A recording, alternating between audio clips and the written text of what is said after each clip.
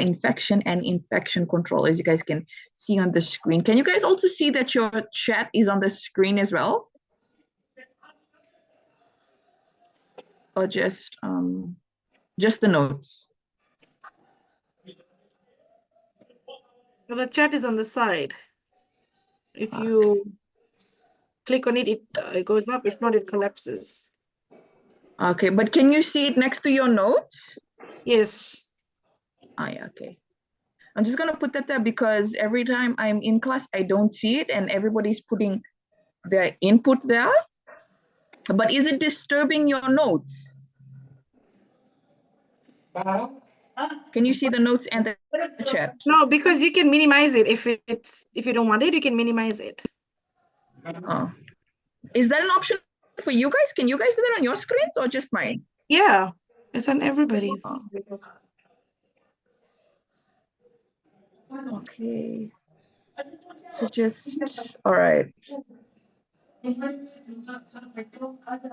So for me, it looks like this. Okay. Okay. Can you guys check the group chat on Viber? Are you guys seeing the same thing that I see?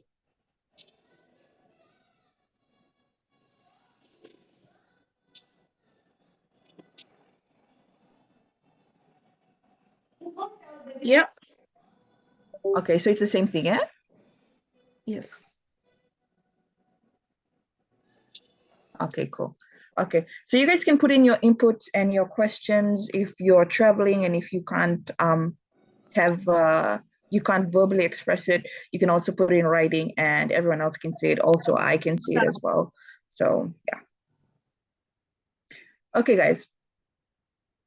All right. Thank you, Ruby. Nice. Okay.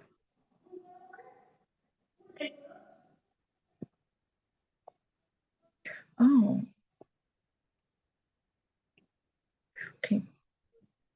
Okay. So today we're going to be talking about infection and infection control. As you can see on your screens, these are the learning outcomes. So by the end of this unit, you're supposed to be able to discuss the concepts of infection control. Now, when we talk about the concepts around infection control, we're talking about the definition of infection control. We're talking about the purpose of infection control. Infection control refers to the methods used to prevent, right, the spread of infections, particularly in the healthcare settings, because you will be coming in as caregivers, right? Its main goal is to protect both patients and healthcare workers from infectious agents. Now, the concept of infection control also, we will be also touching on transmissions. We will also learn on how infections are transmitted, okay? Contact with contaminated surfaces, airborne particles, bodily fluids, okay, the forms of transmission, and the modes of spread, example through direct, indirect, droplet, or airborne. Also, when we talk about the concept of infection control, there is the prevention strategies that one might take, okay? Discussing various strategies such as the proper hygiene, particles, hand washing. There is a standard that HWO has set out, and everybody is to abide by that standard and follow through. All right. There is a competency in Lautoka Aspen.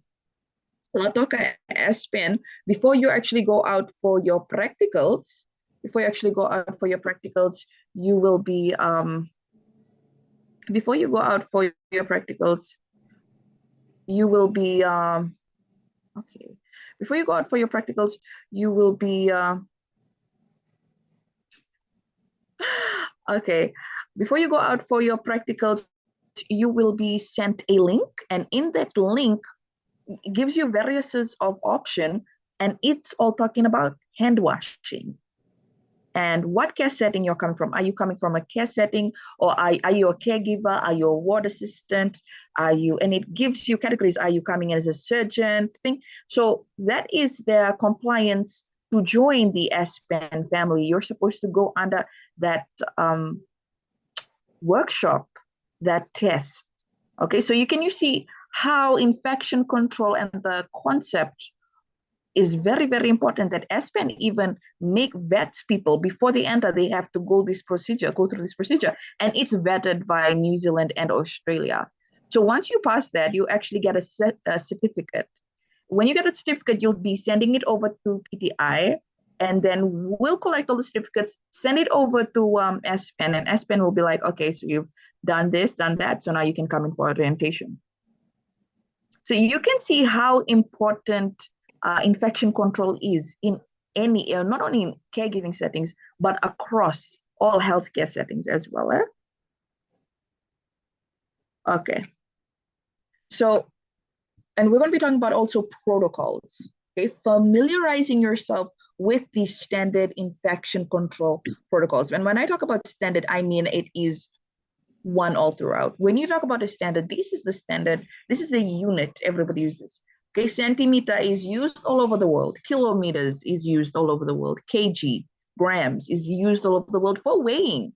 Okay, calculating the distances. So when you come into aged care, okay, there is a standard protocol that is used when coming in contact with your client, after coming in contact with your client, any kind of setting. So standardized is used worldwide. All right, demonstrating competency in hand washing technique as well. Okay, it's supposed to show your proficiency, okay, in the proper hand washing technique. Like I said, WHO has sent out a standard, all right, which everybody is to follow. PTI is also following that. Hopefully, all the other caregiving schools as well. All right, identify risk factors within the client care environment, including microorganisms that contribute to the burden of infection. Okay, microorganisms, identify the common pathogens, bacteria, viruses, and fungi. Okay, their potential sources within the care environment. Okay, so I've talked about pathogens before, and I've mentioned this word. I vividly remember, if you could remember as well, I've mentioned the word pathogen when I talked about this lymphatic system, when I talked about the white blood cells, right? It's the lymphatic system detecting the virus in parts of the body and then fighting it. Okay, so pathogens is not supposed to be a new word. Okay, pathogens is a disease, is another word for disease. Bacteria, viruses, fungi, viruses, sorry, not viruses. Okay, and environmental factors as well. Okay, assessing the areas that may harbor microorganisms, such as unclean surfaces, contaminated equipment, or improper waste disposal. This is something that you should already have the aspect of thinking, how can I cross-contaminate my client's environment? These are some of the issues, okay? And the preventative measures that one can take for it not to, for you to avoid cross-infection. Easy. And identify appropriate application of standard precautions during client care activities and know when transmission-based precautions are indicated, okay? A set of practices is designed to prevent the transmission of infectious agents. They assume that all blood, bodily fluids, secretions, excretions, except sweat, okay, obviously, except sweat, is can all pass on pathogens, bacteria, and viruses, right? So you always have to come to that conclusion. That's why you're always careful. It's not working out of fear, okay? It is not working out of ignorance. But being aware that pathogens and virus can pass through these things, and you as a caregiver, how can you navigate yourself through these obstacles? COVID-19 was such a devastating disease that took Fiji, the world, okay, by surprise. And the measures that we took fighting a disease that the cure had to be made during this dispense. It wasn't like administered before, like Panadol, like we've always had something to fight a disease. But COVID-19 was so new, and the rules that came with it, okay, the distances that we had to keep ourselves from the next person, okay, even a curfew was put in. And if you came from a certain house, you had to be isolated, okay. Isn't that, you look back, and those were crazy times we lived in and lived through. Okay, quarantine. And there was always news updates that people were dying from COVID. Okay, the lung system was failing because they didn't adhere to the protocols, the standard that everybody, the whole world, had to use one certain standard. It's really amazing to think that we lived through that time, that we lived through a disease that could have swept half of humanity, but it didn't, thank God. But yeah, some things to think about. Okay, infection. Okay, what is an infection?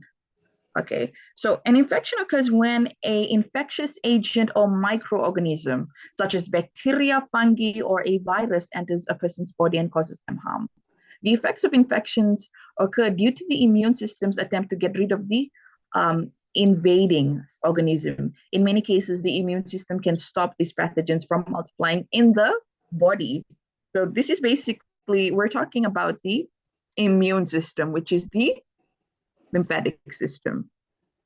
Okay, so as explained, okay, Priyanka is coming in. As explained, an infection occurs when harmful microorganisms such as bacteria, fungi, or viruses, even parasites, invade a person's body and start to multiply. It's a failed attempt by the immune system to be able to protect the body. Therefore, it comes off as an infection.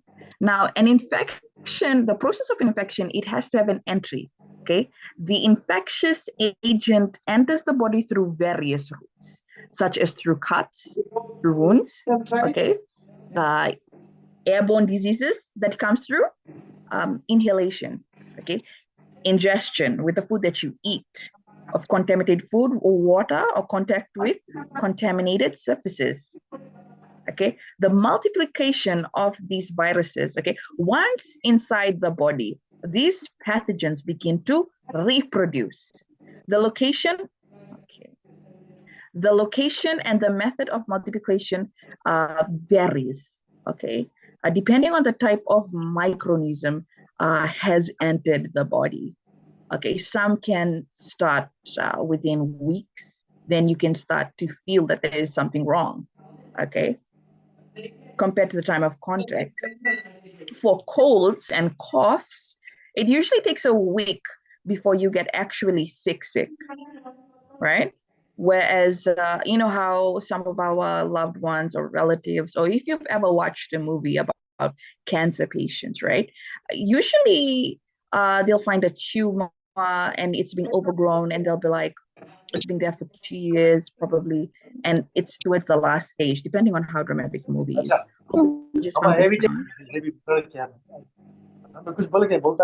And that's it. Isne, can you mute yourself, please? Yeah. Thanks. Yes. Okay, thanks. All right. So basically, oh my gosh, I forgot where I was again. Okay, so basically the multiplication of how fast, okay, these bacteria, fungi, or viruses can multiply in your body depends on what kind of microorganism they are. Okay, for example, bacteria, they are single celled organisms that can reproduce rapidly and may release toxins that harm body tissues. Whereas fungi, they can cause infections on the skin or internal organs. They often thrive on warm, moist environments. Okay, and viruses, they are so much smaller than bacteria and need to invade the host cells. A virus has to do with cells to reproduce. Okay, they can disrupt the normal cell function and cause various diseases. Whereas parasites, these organisms live on the inside of another organism or the host, you may call, and they may cause diseases by consuming the nutrients from the body or by causing damages to the tissues. So depending on the microorganisms that has entered your body, depending on their adaptability and where they can succeed the most, because let's face it, bacteria, virus, and fungus are also living organisms. They are also living organisms. So depending on their adaptability rate, depending on their most successful trait on how they will survive a certain environment, depends on how fast the virus, the pathogen, or the sickness can spread out throughout the whole body. Okay, it's really interesting, something to think about. So basically, we all think diseases are all the same, and they all can be treated the same, and they affect all the parts of the body. But in reality, real time, real fact is no. Viruses, fungi, bacteria, parasites are all different. Okay. Now, when we talked about the immune system, okay, the body's immune system is responsible for detecting and responding to infections. We have talked about that in our lymphatic system. Okay, it consists of various components. If you want to know about these various components, we have talked about them in great detail in our lymphatic system. Okay, white blood cells, okay, that is part of the lymphatic system. Now, these cells help identify and destroy pathogens. They include types such as, if you can remember, we talked about neutrophils, we talked about the lymphocytes, okay, and antibodies as well. These are the proteins, okay, produced by the immune system that specifically target and neutralize pathogens, okay, antibodies. These are the protein part of the lymphatic system that aims specifically for the virus, bacteria, or whatever, or the parasite, okay, to neutralize the pathogens, okay?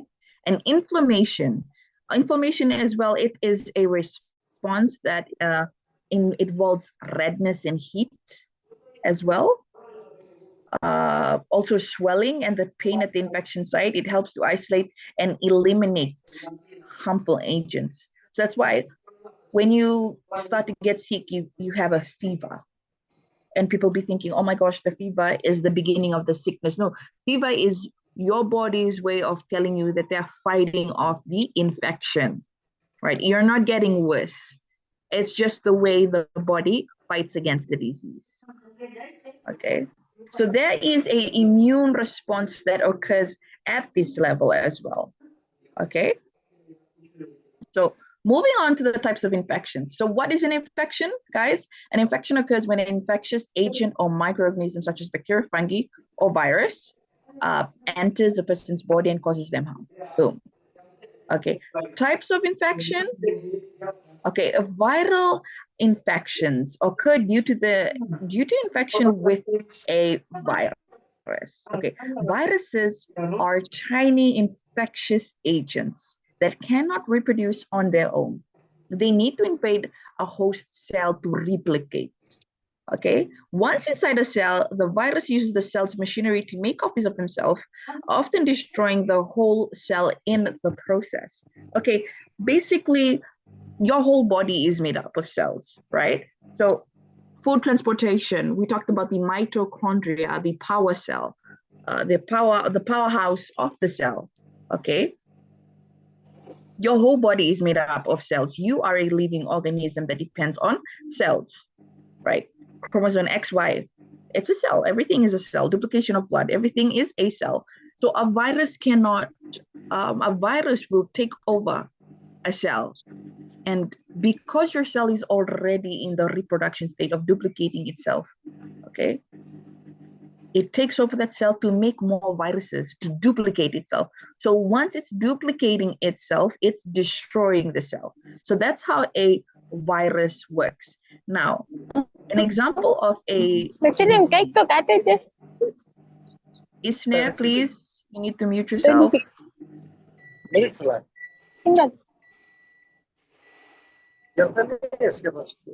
Someone mute Isne. So moving on. Okay, so a common disease of virus infection is the flu. It's the common cold, HIV, AIDS, STI. Okay, COVID-19 was a virus, right?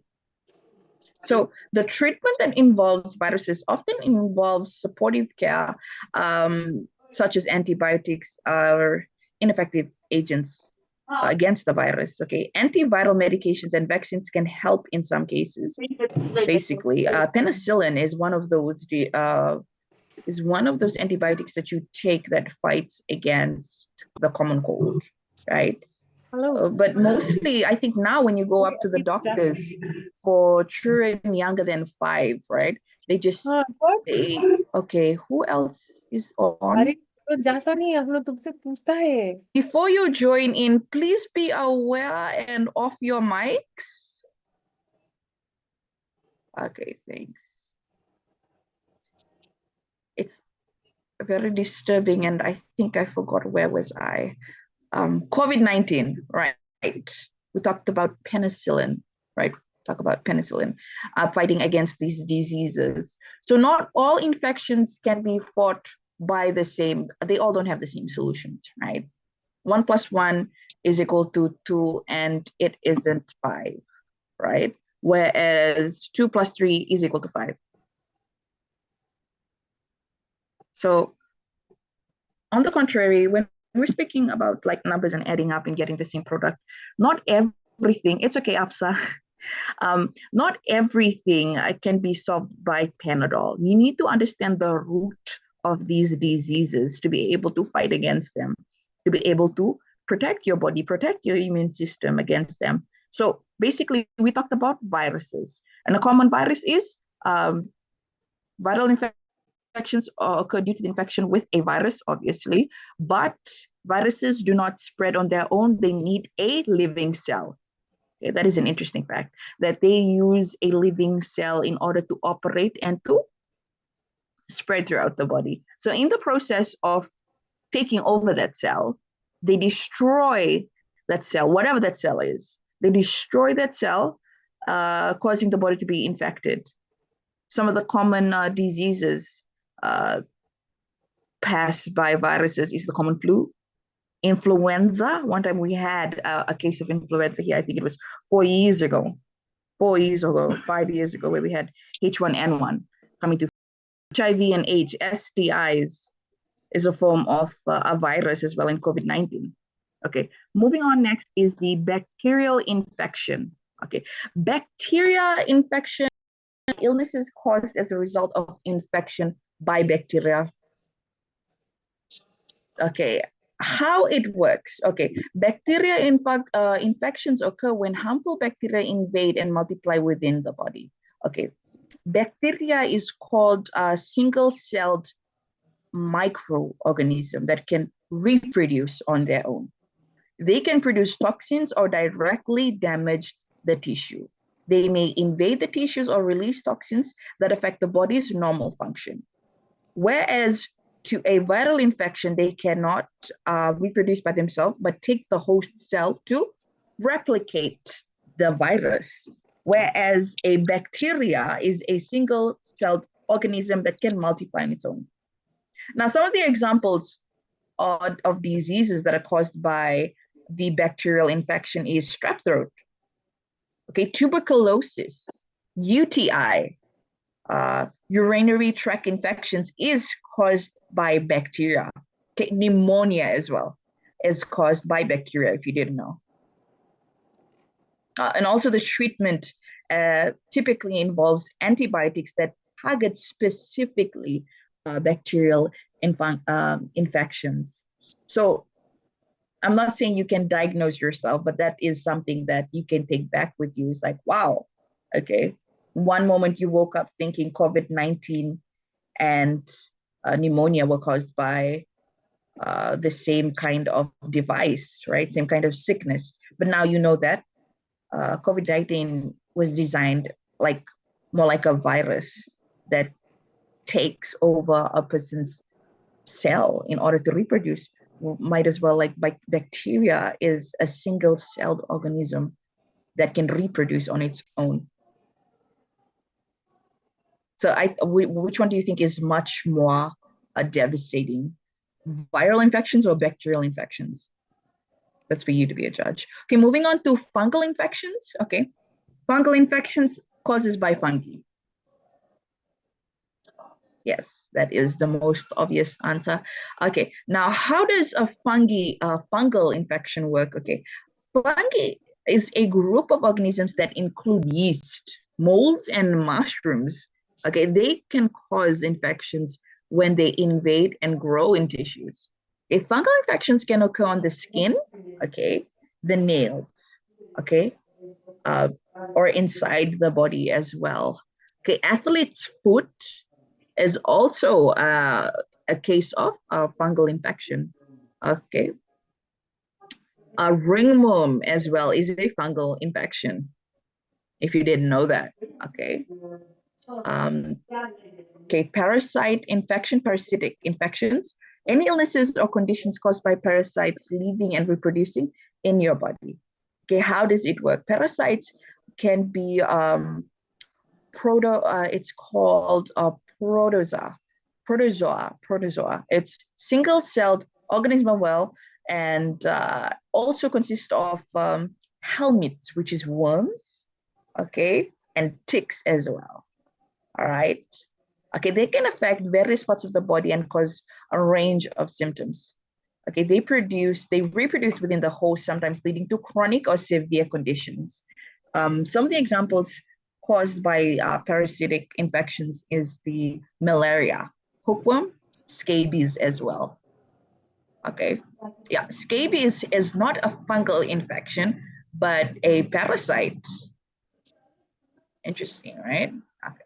So basically, each type of the infection is caused by different types of microorganisms, viruses, bacteria, fungi, or parasite. Understanding the specific characteristics of these pathogens helps in diagnosing and treating infections effectively. Okay. Once you understand these are categorized in certain areas and these affect certain areas of my body and are not the same, you're able to be effective in the form of giving proper care towards your client, right? Okay. So here. So the viral infection that we had talked about, guys, common cold, coronavirus, bacterial TB, pneumonia, fungal infections, ringworm, athlete's foot, and parasitic infections. Can anyone from the class care to explain what kind of diseases is caused by parasitic infection that I have already talked about? It was actually the last point. So does anyone remember? Maria? Did Mary say Maria? Babies? Malaria. Right. Yes. Malaria. Thank you, Mary. I thought you were saying Maria was a cause of parasitic infections. Please do not put Maria on the stand like that. And yes, I think Ruby said scabies. Right? Did you say that, Ruby, or it's just the voices? Yeah, that was Hookworms. that was like, Oh, hookworm, yes, yes. Thank you. And Who Danny said as well. hookworms? Dani as Myself. well. Yeah, I'm not sure. What's the English word for Dani? Danish. I'm not sure what's the English word for Dani, if you can, but I think Dani is more of a fungal. I think Dani is fungal. Ringworm is parasitical. Hookworm, I know.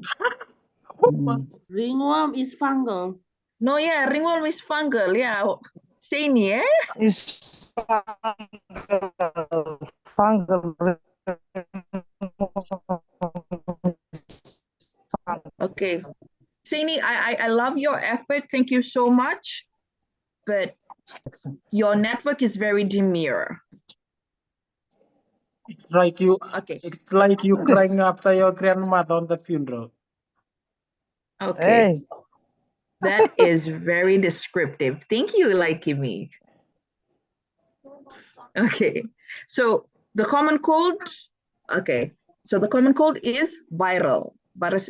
Okay. Can someone explain to me how does a viral infection occur?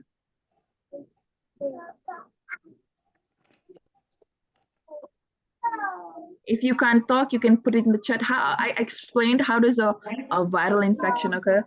Can anyone remember? The virus have to overcome a cell in order to spread.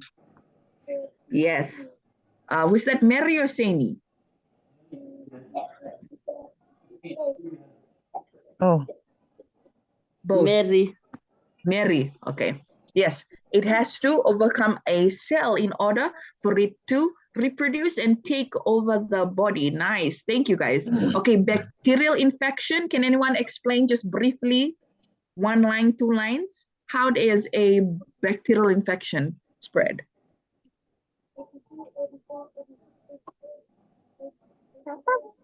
wow.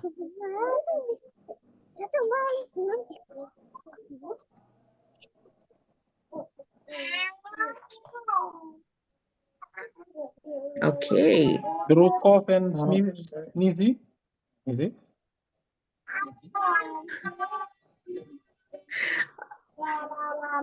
It's a single cell microorganism.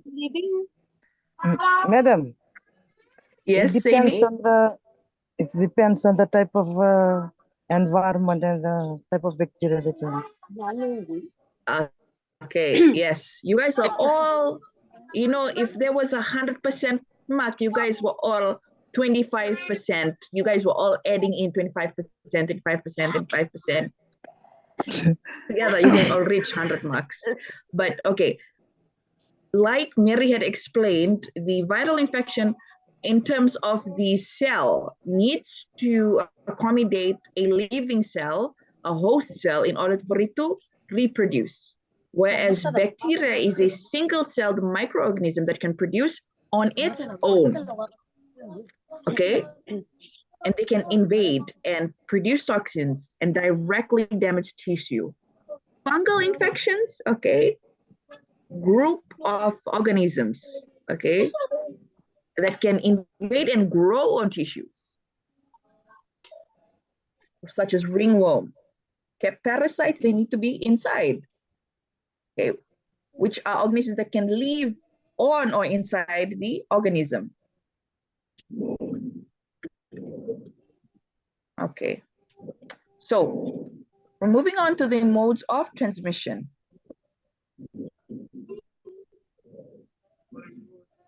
Okay, so mode of transmission refers to how an infectious agent, also known as a pathogen, right, can be transferred from one person, object, or animal to another. Understanding these modes is crucial for limiting the spread of infectious diseases. Okay, so that is the definition of the mode of transmission, sorry. So the term mode of transmission describes how an infectious agent, so we're talking about an infectious agent, okay, pathogen, moves from one source to another, okay, to another individual, okay, such as a person, object, or human. So the mode of transport basically talks about how, let's say my phone is infected. My phone surface is infected. And because the surface is infected, I touched it. So the mode of transmission was what? What do you think was the mode of transmission?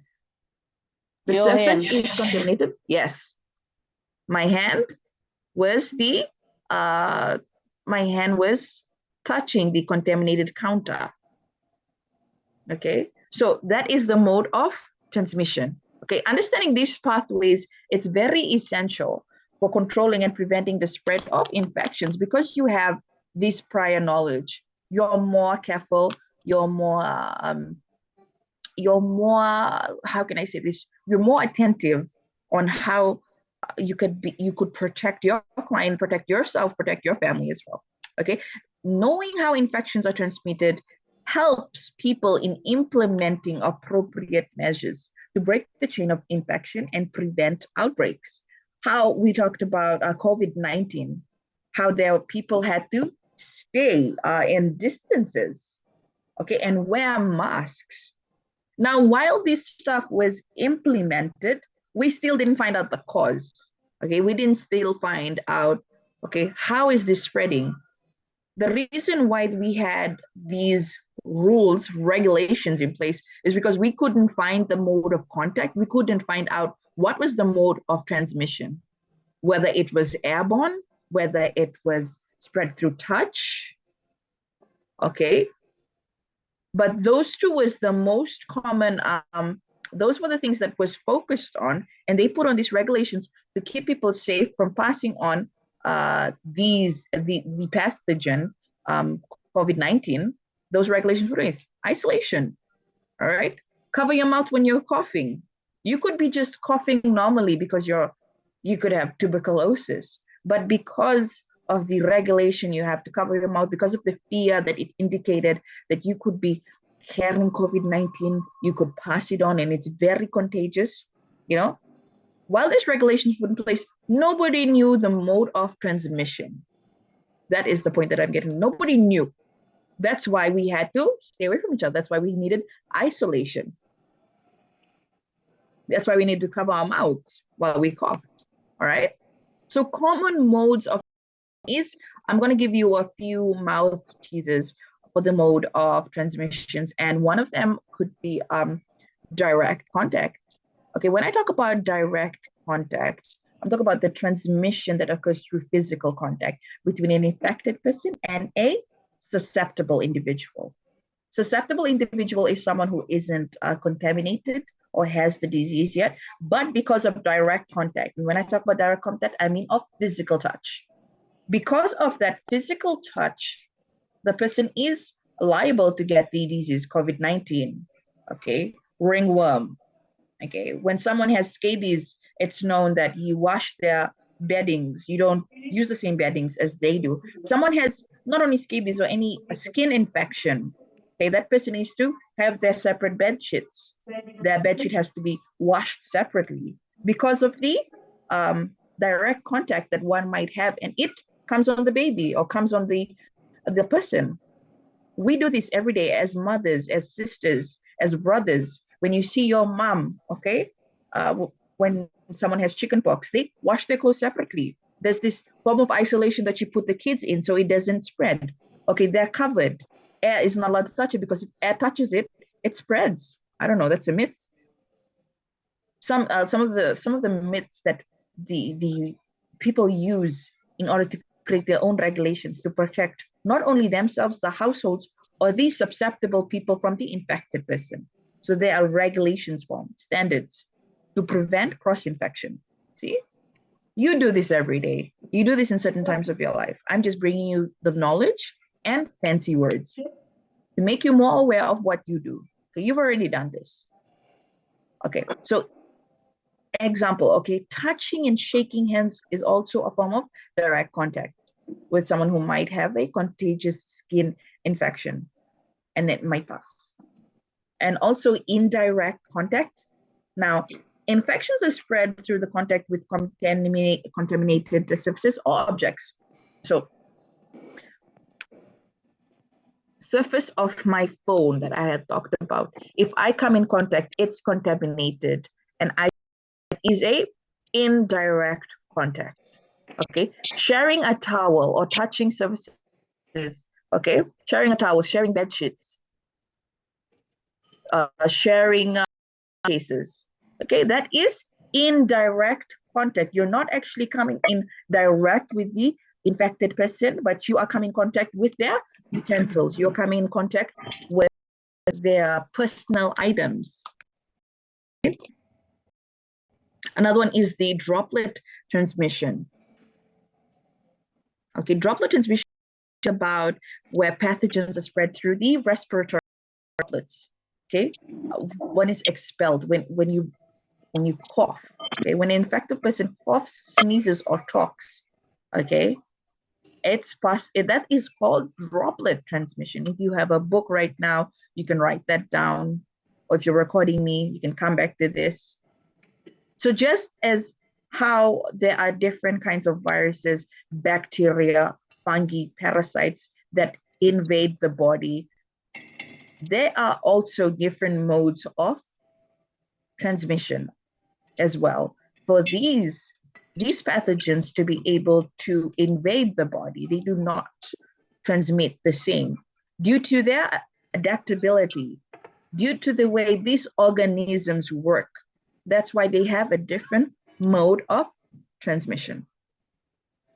Okay, it's 6:04, guys. I will be giving you guys 5 minutes break. Okay, just breathe in, breathe out, because yesterday I had saw in the chat, yes, APSA, they produce by dividing into 2 cells. I think that is the bacteria one that she's referring to. So sorry, now I am seeing it. So I'll be just giving you guys 5 minutes.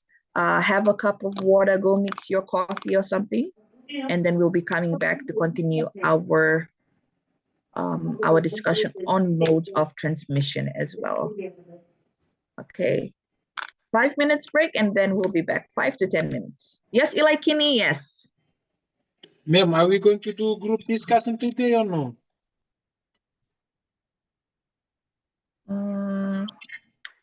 Yes, you will be doing group discussion. So ma'am, can this 5 minutes you edit together with our group discussion, like 20-minute group discussion? Okay, so Ilaikimi has suggested that the break go together with the group discussion. Okay, I wanted to continue with the modes of transmission and then come back to okay, so I'll discuss first, Kainga, then put you guys in your group, it'll be easier. Okay, set. Okay, so infection can spread in several ways. As you can see, skin contact, the transfer of bodily fluids, contact with feces, indigestion, contaminated food or water, inhaling airborne particles or droplets, touching an object that a person carrying the pathogen has also touched. All right, so for your group discussion, now pay attention. Now, as you can see, there is several ways where pathogens can be transmitted. You can see them 1, 2, 3, 4, 5, 6, 7. Read that slowly.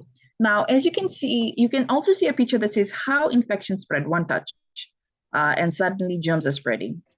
You can see his touching his nose, he's shaking his, they're shaking hands, and now she looks like she has the same disease as Mr. over here, right?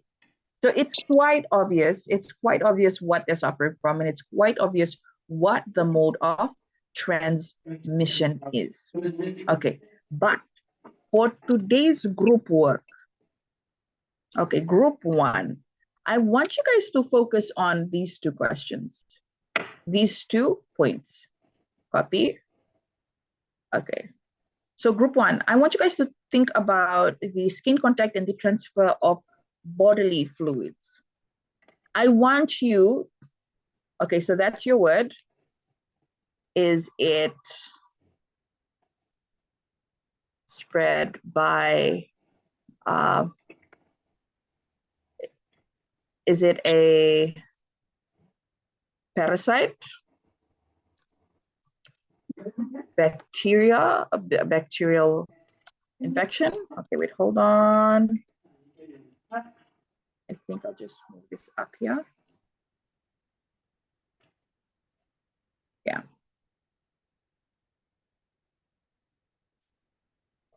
Okay. Okay.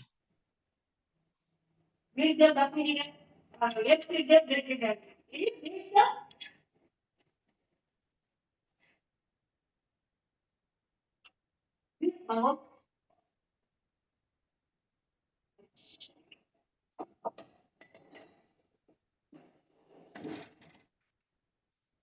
is your question. This is your question, guys.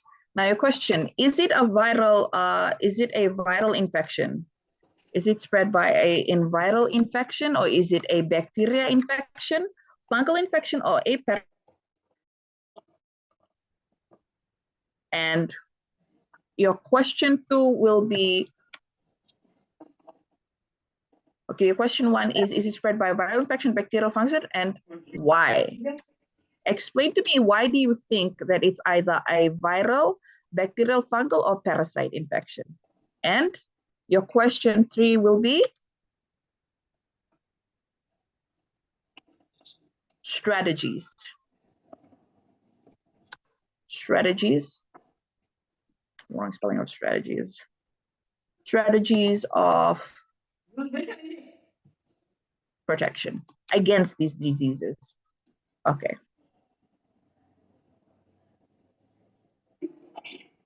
Can you guys see that in the chat?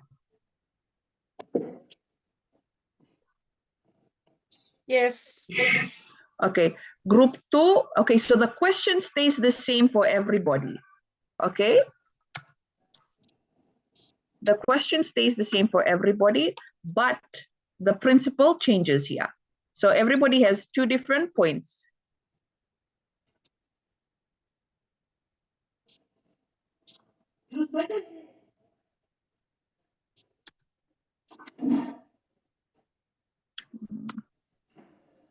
All right, guys.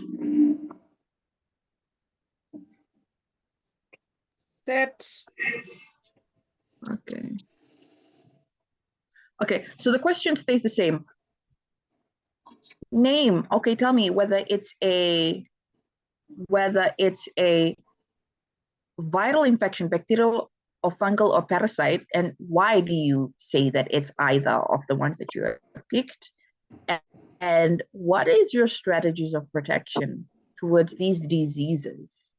All right, guys, have you guys got that? Anyone is confused? Okay, good to see you, Carleni. It's been really a long time since we've met you again. iPhone, can you please put your name on the chat, so when I'm putting the putting down the attendance, so we know your name, please? Okay, if you can't change your name, then please put your name in the chat. Okay, thank you.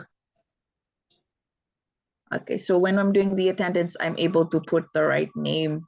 Okay, so room 1 is iPhone, Karleni, Ravina, Sangeeta, and Shelly. So that's group 1. Group 1, and that is your question. It's in the chat. Group 2, Afsa, Amit, Nirma, Priyanka, Ruby, and Shail. That's group 2. And group 3 is Ashwita, Alvin, Ilaikini, Mary, Maureen, and Seni Militambua. So sad.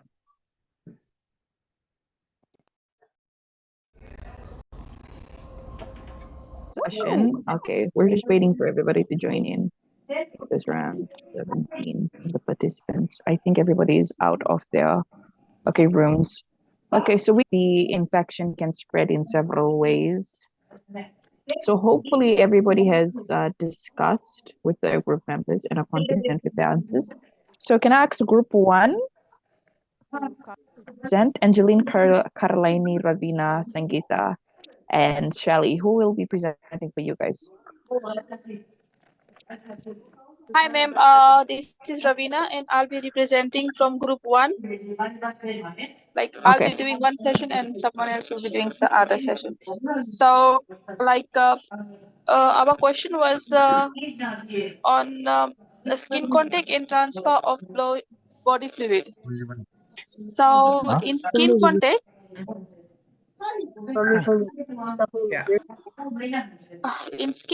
as infection can spread in several different ways, but it comes under the bacteria and the parasites infections, and it is a single cell which can multiply and damage body. It includes bacteria, skin sores, scabies, and many more, like meningococcal disease and bacterial STIs. It happens as poor hygiene.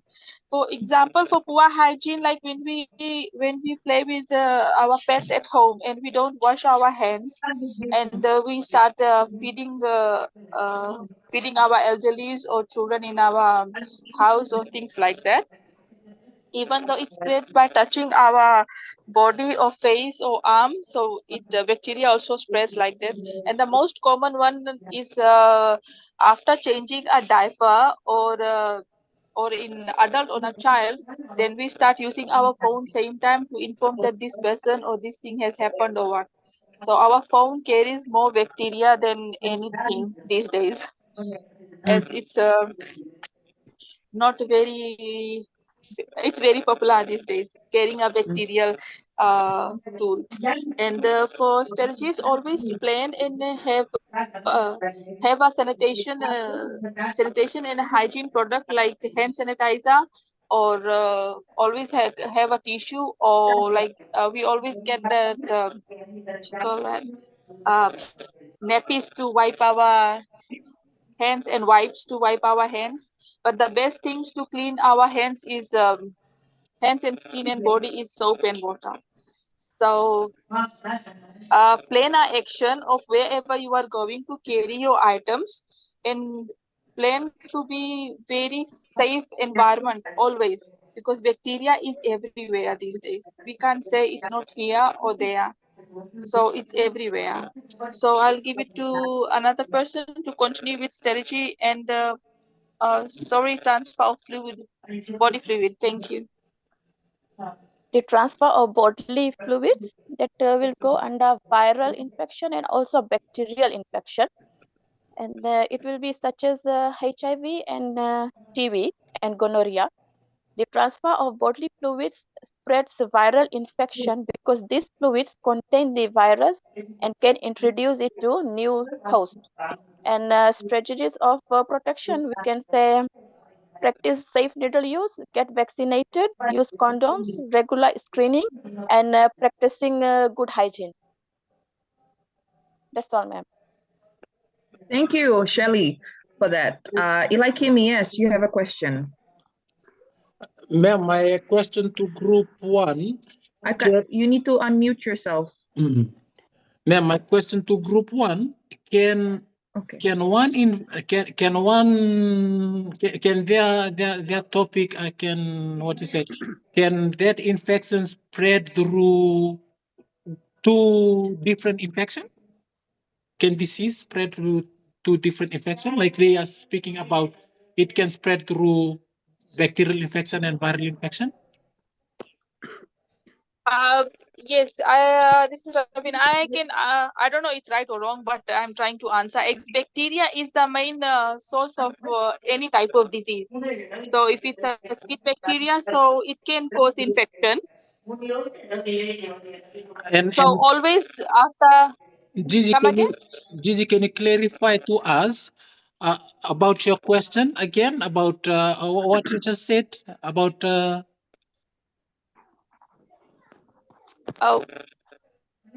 what you need to know, Ilakini? Can you explain me nicely so I can explain you? Can you say your presentation again, and then I will tell you where I have concerned. Okay. For in skin contact, as infection can spread in several different ways.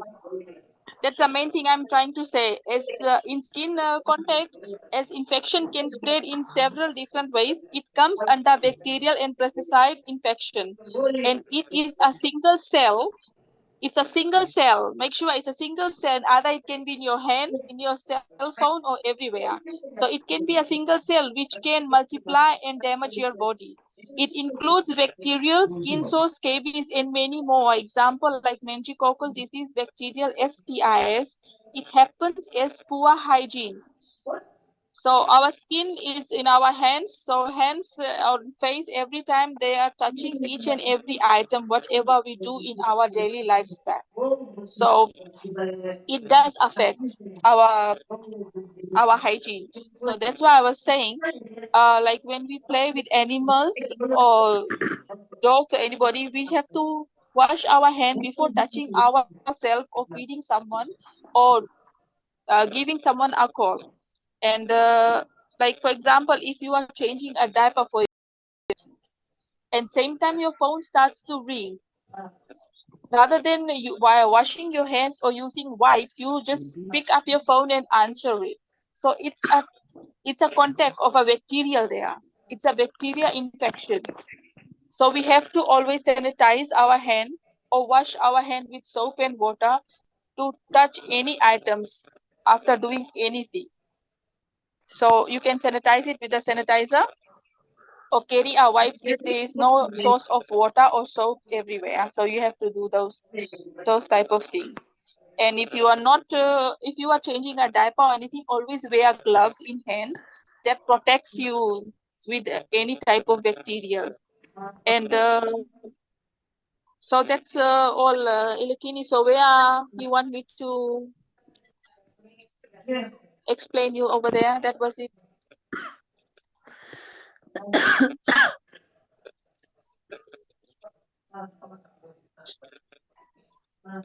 Ilakini. Thank you. Thank you, Gigi. Thank you. Thank you. Thank you so much, Pinaka. Not anything is that. Okay, thank you so much for that, group one, for your discussion.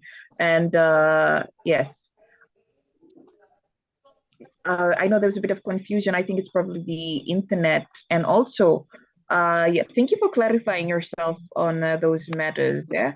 So basically, yes, skin contact and the transfer of bodily fluids can be a viral infection. Yes, it can be spread through a viral infection. Yes, it can be spread through a bacterial infection, fungal infection, parasitic infection. It actually gives a tick to all of those. And how Ravina had just spoken about hand sanitizer, or the proper way to be using soap and water as well, right? So yes, that is how you can, that is strategies of how you can protect yourself.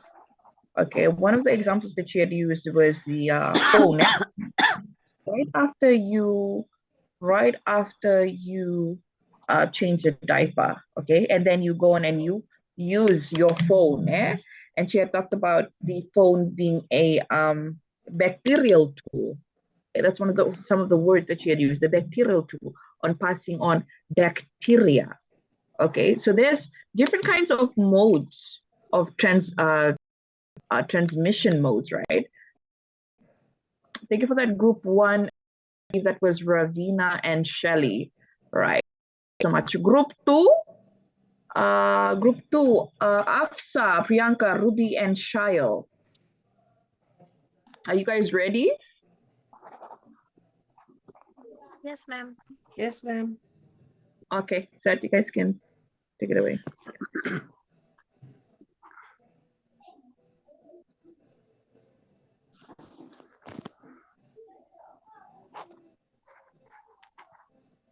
Nirma, when you're ready.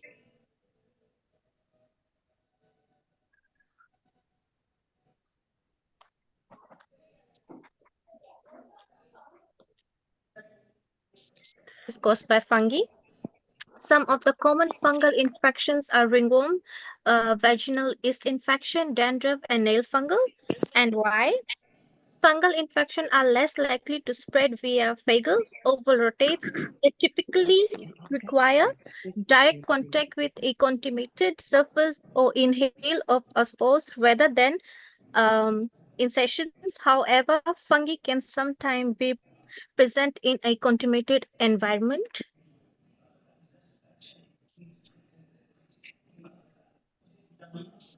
Okay, so group twos was the contact with feces and in ingesting contaminated food or water. Is it spread by viral infection, bacterial, fungal, or parasitic? We did, the group had a discussion and we came up with all these types of infection can be spread through contact with feces and ingesting, which basically means that it could be viral, bacterial, fungal, or parasitic. So Fungal has been discussed. The second one is the viral infection. So since no one else is online, I'll just take it through. Is it okay?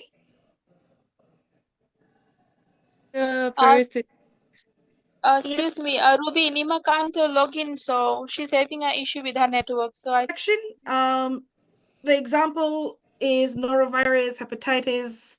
The transmission is by these viruses can be spread via the fecal oral route, which is it contaminates food, water, or surfaces, and infection can occur when these contaminated sources are ingested or come into contact with your membranes. The bacterial infection examples could be Salmonella, and Shigella. If you type this up, it'll actually show what it does to your body. So basically, this bacteria transmit, the transmission of this bacteria is through contaminated food and water through direct contact with the feces. For instance, improper food handling. Sometimes when we go to like a large community functions or events, and there's not, people are not wearing gloves, we tend to just, we either scratch something or touch something else, and then we go back to preparing the food or handling food and water. So this is how it actually spreads. And also, storage practices can also facilitate the bacterial infection. The parasitic infection is through the transmission can spread through through food and water or direct contact with the feces.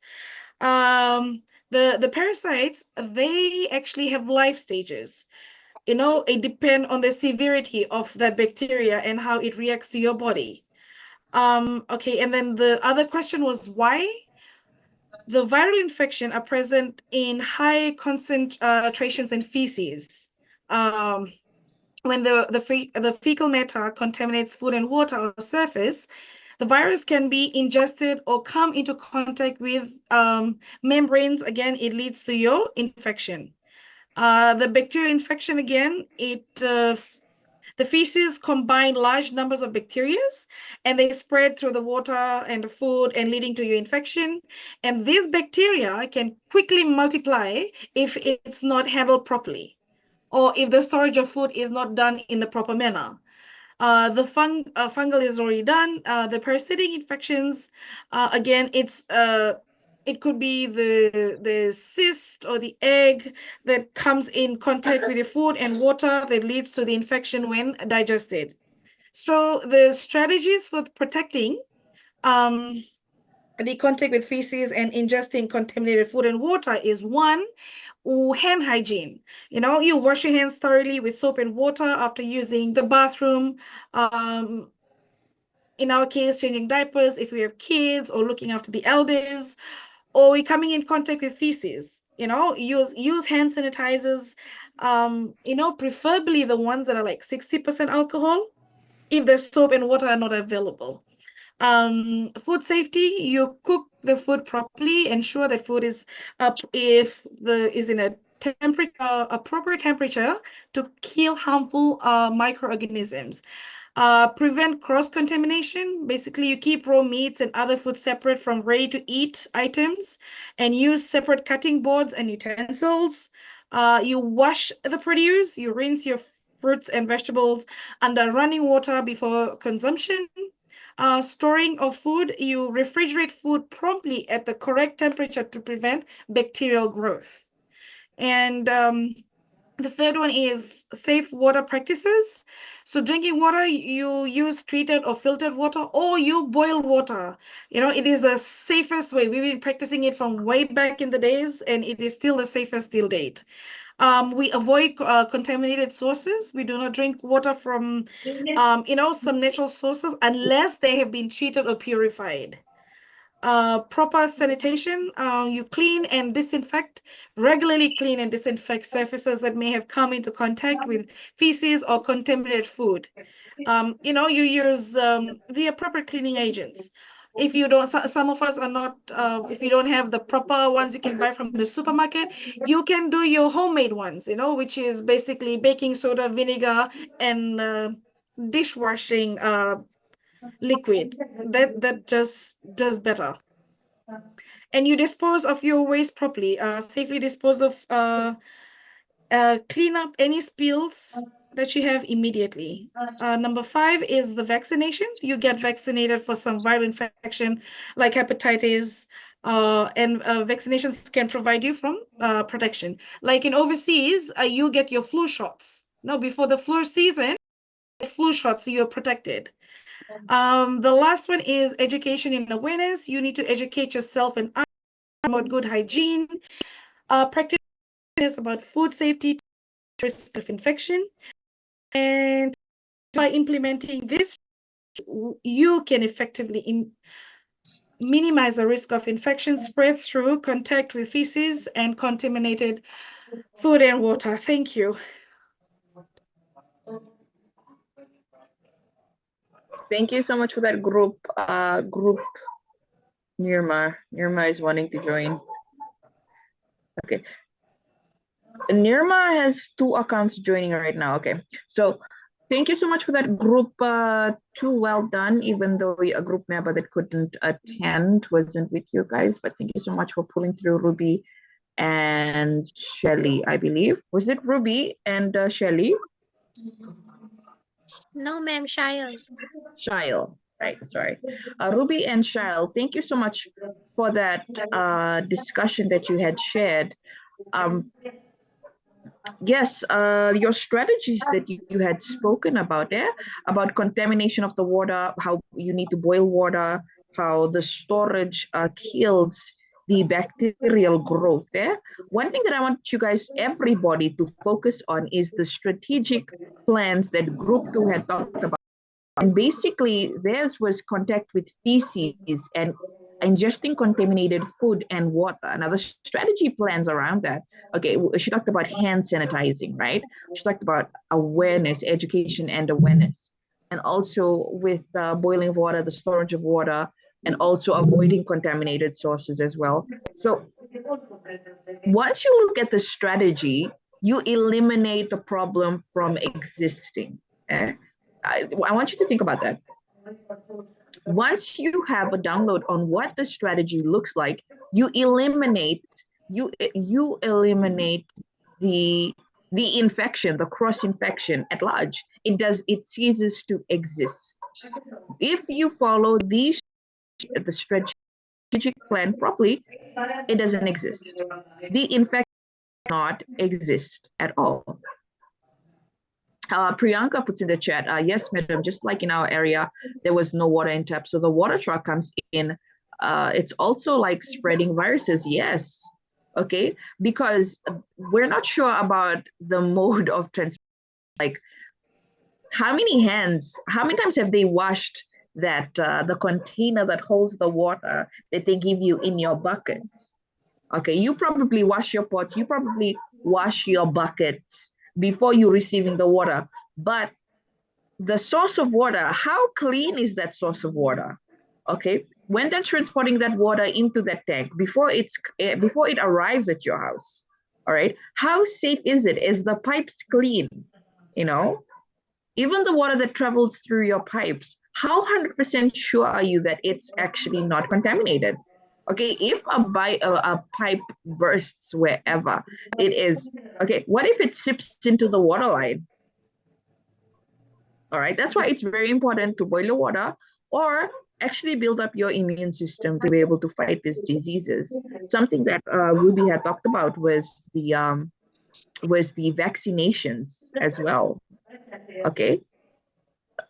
Strategic planning is very important because when you strategically plan out and you follow them through, you actually eliminate it from existing in the first place. Therefore, there cannot be a form of cross-infection ever exist. Okay, and I had talked about whether it was a viral infection, bacterial infection, fungal infection, and parasitic infection. Okay, I think there was a I think that's why Eli Kimi was a little bit confused in the beginning, because I had explained to them the question, and I think while he was hearing the presentations, it sounded a little bit different from what I had explained, and I totally understand that. So basically, what I wanted you guys to do was to identify whether it was a viral infection, bacterial infection, fungal, or parasitic infection. And once you've identified which of the infections it is, you get to explain why do you think, okay, contact with feces is a viral infection, bacterial infection, fungal infection, parasitic infection. Why? Why is it a contaminated water is a viral infection, bacterial, fungal, or parasitic? But you guys have answered it flawlessly and have added more information with it. And thank you so much for that. And yes, I think Shail had talked about the fungal infection, right? Fungal infections are not commonly spread through the contact with feces, okay? That is not the area of breed, but she did not speak on that, which is correct, okay? Or the ingestion of contaminated food or water. They cannot. Fungal infection cannot be spread by either contact with feces or contaminated water or food. That is not the breeding grounds for fungal microorganisms, right? Fungal organisms are more of a singular cell that enters through cuts or through the contact, indirect contact, but never through contacting with feces or contaminated water.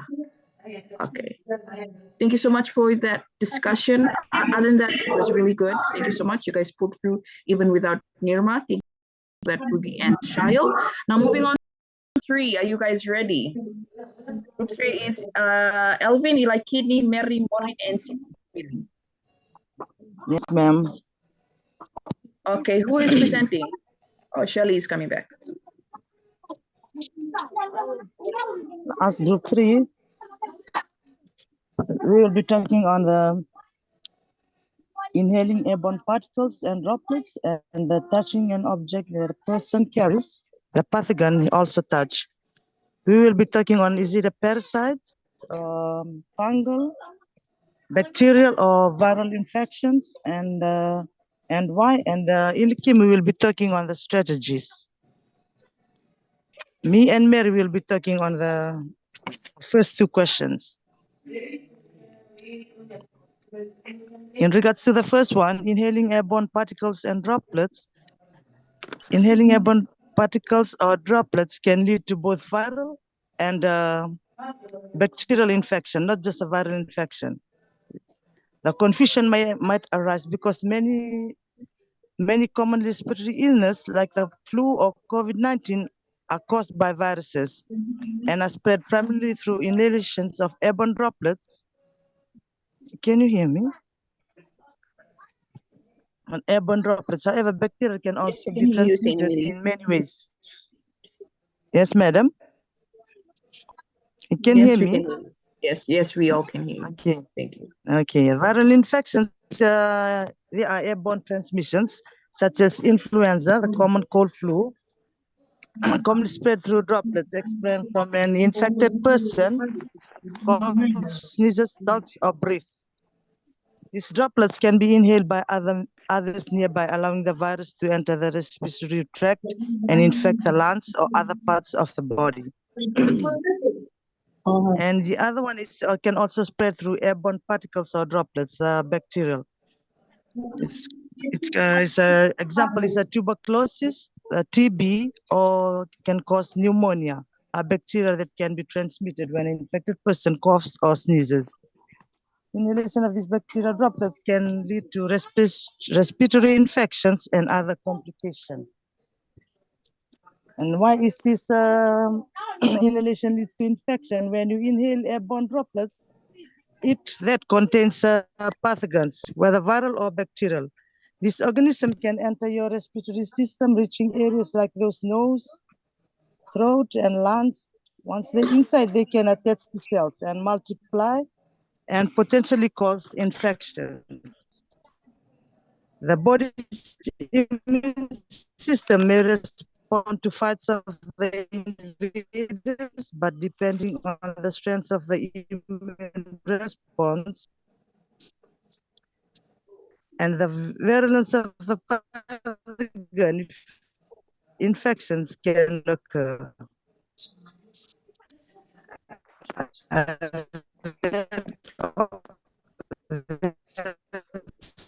So from me, I can, the second one, do that. Okay, for the Mary. second one. Oh, yeah, okay. For the second one, is it touching an object that a person carrying the pathogens has also touched? For this one, it is a parasitic infection. Why is it parasitic infection? In this case, the mode of transmission is indirect contact. So because their hands are contaminated, anything they touch afterward may be contaminated with parasite.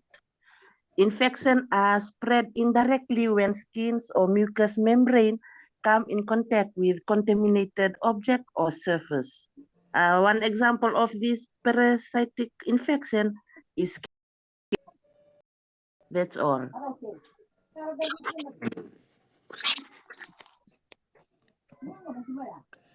And I will be speaking on the strategies that we face through these two transmitted infection through inhaling and touching. Infection prevention and control, IPA, are practices or things that we do not prevent or reduce the risk of spreading infection or harmful germs from person to person. IPAC,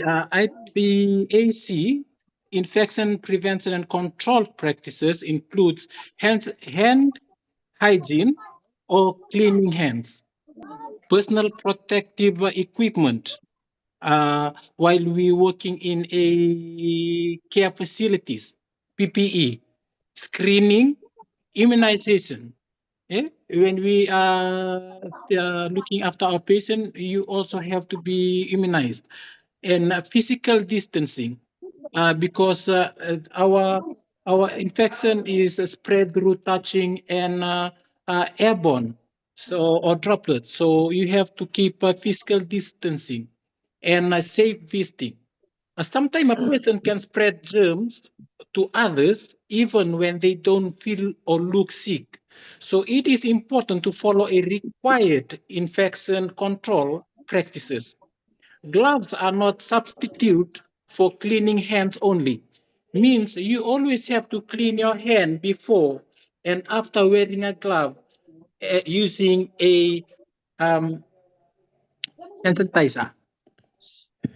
And keep the skin of your hand healthy by using moisturizer available or what you call this, antibacterial hand sanitizer.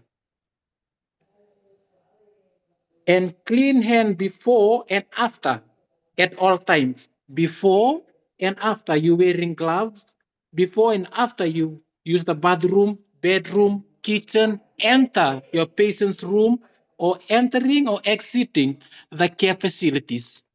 Because our infections spread through inhaling and touching. Also, make sure to take a bath after visiting the hospital. These are some of the strategy. I'm talking about the strategy. They already explained about our infection and why we think that it is, and how some of the example. So and how it spread. But I'm talking through the strategy. Always make sure to take a bath after visiting the hospital, because when we go to the hospital, there's a variety of diseases in the hospital. Also, there's a lot of patients in the hospital. Once you come back home, you come back with the patient at home, make sure you take a bath, because you don't know whatever you smell from the hospital, whatever you touch in there, it can also spread through touching. So while aging, immune is low, and that's why infection love to spread. Clean your healthcare facility twice a day and bath 2 to 3 times a day, regular bath. And if you're looking after your patient more than 2 more than one or two. So make sure that you have to clean your care facilities, your surrounding, your patient's room twice or 3 times a day. Maybe mopping and wiping, that will do with Dettol or whatever is provided. Set a proper daily care plan which practice and prioritize hygiene. You have to set your proper daily care plan, which is practice and prioritize hygiene. When you wake up in the morning, okay, I will share with us my just a few of my daily care plan.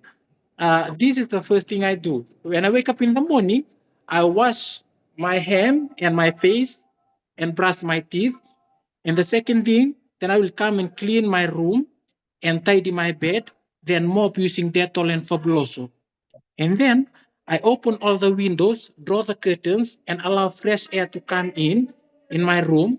And before that, before my patients wake up, I go out, do some workout, some outdoor activities. Like I do some workout, cleaning outside, laundry, water the garden. These are some of my care plan. And do some outdoor activities before 8 times for my patient to wake up. After that, I take a good bath and come and prepare breakfast. And then my patient wake up. So I follow the same step which I did to my patient as well. And then I have to bath them before they come for breakfast. And I clean their room and all. These are some of the care plan we have to practice, which is prioritize hygiene. And apply the same step to your patient when they wake up and before breakfast. At this time, you will need to put on your proper protective equipment if it's necessary. At this time, when you look after your patient, you have to put on your proper safety protective equipment if it's necessary. Equipment must change and hand sanitizer must apply after and before every activities on each patient. If you have 2 or more patients, you have to change your safety equipment at all times. You can use the same glove from one patient to another because that's or you also transmitting disease. You have to change your glove once you look after one patient, change your glove and wear another one, go to the next one. And you have to hand sanitizer throughout the day. Okay? So once you're looking after 2 or more than 2 patients, you have to change your safety equipment at all times. You can use the same from one to another. And try to bath after perform your duties before serving breakfast, lunch, and dinner if possible. Yeah? We have to practice hygiene. Try to bath. That's what I always do. I bath before I serve their meal, their breakfast, their lunch, and dinner. Because when you bath, you are fully clean. You clean yourself. So every disease, every airborne diseases, every touch from those who got pathogen with them, spread through touching, you will have a bath before serving them their meal. So you are practice hygiene. So you are clean. So you are good to go. And also some of the example which can also spread by shoes. Most of us are not prioritize this. You are wearing the same shoes from outside and walk inside the house. You try to keep 2 pair of shoes. One you use it inside the house and one you use it outside. Or some of us, when we come back from training, come back from work, we walk from the street, go right inside the house and take off our shoes indoor. No, you have to take out your shoes outdoor before you entering the house, because all those viruses, all those bacteria, all these, they are also in contact with your clothes, with your shoes, not only with your hand, what you touch or what you breathe, also what you're wearing. And when you take it off inside the house, it can also spread there through inhaling or touching. And no sharing of items. Don't share your items with your patient or another one, any other. Don't share your items. Don't share your plates. Don't share same toothbrush. Don't share same pillow. Don't share same blanket. Don't share. These all in contact with the body. Don't share same cup, and some of us share drinks in the same bottle, or even kavuru, smoking. This can also be part of spreading this through inhaling, and it's touching your lips. Touch his lips and touch your lips as well. And eating leftover food. Don't try to eat leftover food. That is not right, because there are some droplets in that leftover food. You might eat it as well. So it can be also a cause of spreading those viruses, spreading those diseases through eating leftover food. And some of us, like mothers, when they do cooking, they use the spoon to taste the food. And that, oh, less salt. The same spoon goes in her mouth. She put it back in the pot and mix again, more salt. Wait. Oh, so make sure you practice hygiene at all times. When you are cooking or serving food, don't use the same spoon that you used to taste or put in your mouth back in the pot while cooking.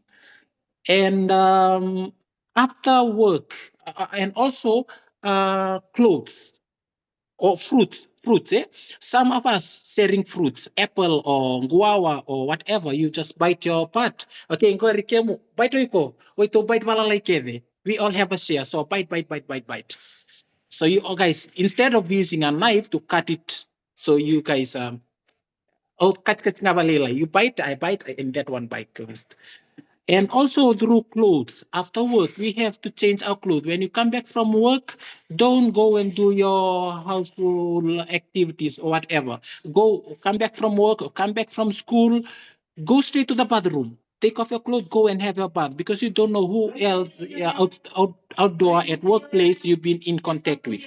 So after work, after school, playground, you don't know whether it's animal pee there or someone is spitting and it's dry up, and then you are rolling over the ground, and then those things come in contact with your clothes, and then you come straight home and sit again on the sitting room with a big Talanoa session before you go and have your bath. No, you don't do that, because the virus that you bring from outside can in contact with the couch or with whatever in the house before you go to the bathroom. And the next part you will come in, and that's how the virus can spread.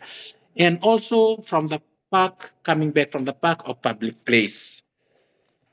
That is from us today, and I just want to close it with very short thing here. Sorry, everyone. Maybe my explanation too. Okay. Have you heard the saying, cleanliness is next to godliness? Okay. The popular proverbs can be found in ancient Hebrew and Babylonian texts, but was coined by John Wesley in 1778 and highlights the importance of having measures in place to keep the environment where you care for your loved one and clients clean.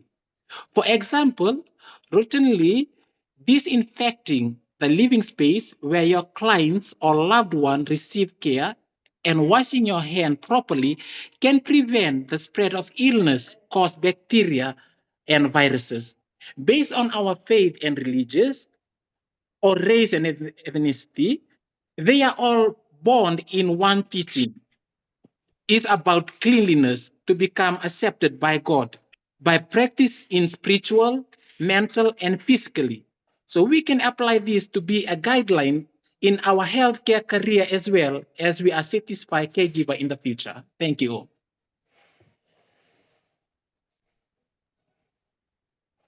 Thank you so much, that group 3, Shani, Millie, Mary, and Ilaikimi for that detailed explanation on the infections can spread in several different ways.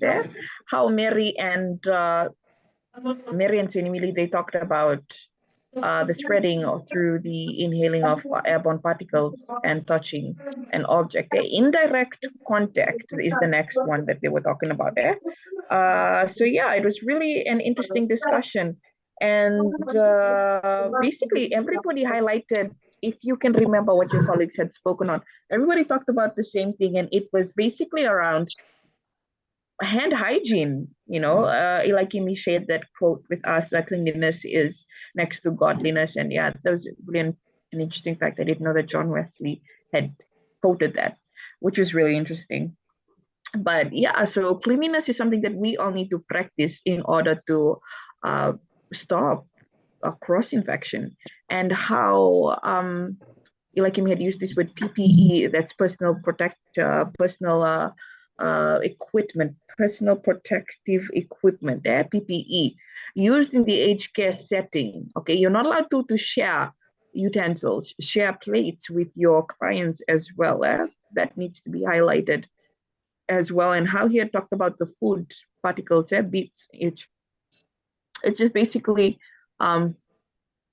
yeah. Priyanka says in the chat, that is why I don't share my food. And Ruby says, book hard. Yes, that is why people don't share their food, because of cross-infection. That is such a smart move, and yes, everybody should practice that. So with our discussions that we have coming to conclusion that yes, different kinds of infections. There's a viral infection, bacterial infection, fungal, and parasitic infection. But basically, these strategic plans on how to prevent these infections to grow into something more serious, into invade the body, is the most safest step anyone can comply with basically their strategic plan.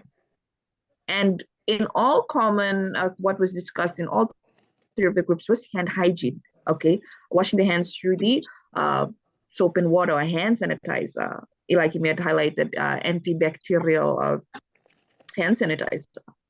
All right, not sharing of things, keeping their distance is a perfect excuse, is a perfect example, sorry, on what you can live by.